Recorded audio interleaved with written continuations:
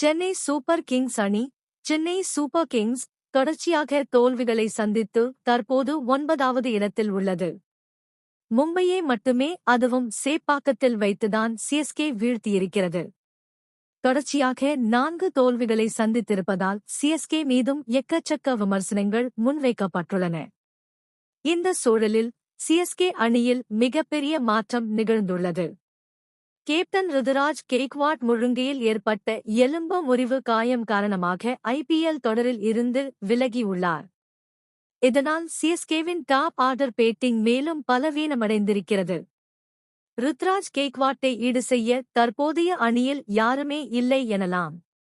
இது ஒருபுறம் இருக்க, கேப்டன்சி மீண்டும் தோனியின் கைகளுக்கு போயுள்ளது.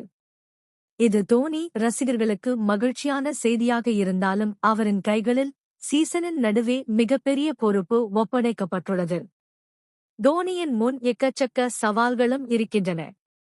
இனி வரும் போட்டிகளில் குறைந்தபட்சம் 7 போட்டிகளில் வெற்றி பெற்றாக வேண்டும்.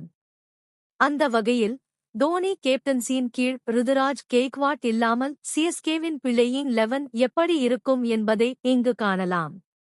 ருதுராஜ் கெய்க்வாட் விலகியிருப்பதால் கொல்கத்தா அணிக்கு எதிரான நாளைய போட்டியில் நம்பர் 3 வீரர் யார் என்பதுதான் பெரிய கேள்வியாக இருக்கிறது. தூபேவை கூட நம்பர் 3 இல் விளையாட வைக்கலாம். தற்போதைக்கு ராகுல் திரிபாதியை தோனி களமிறக்குவாரா அல்லது வன்ஷ் பேடி, ஷேக் ரஷீத் போன்ற இளம் பேட்டர் ஒருவரை அணிக்குள் கொண்டு வருவாரா என்பது பெரிய கேள்வியாக உள்ளது. தற்போதைய சூழலில் டெவான் கான்வே, ரச்சின் ரவீந்திரா, நூர் அமகது, பதிரானா உள்ளிட்ட வெளிநாட்டு வீரர்களே விளையாடுவார்கள் என்று தெரிகிறது. எனவே சாம் கரன் அல்லது ஓவர்டனை சேர்க்க முடியாது. எனவே மிடில் ஆர்டர் பலவீனத்தை போக்கவும் வேறு வீரர்களை தோனி கொண்டுவர வாய்ப்புள்ளது.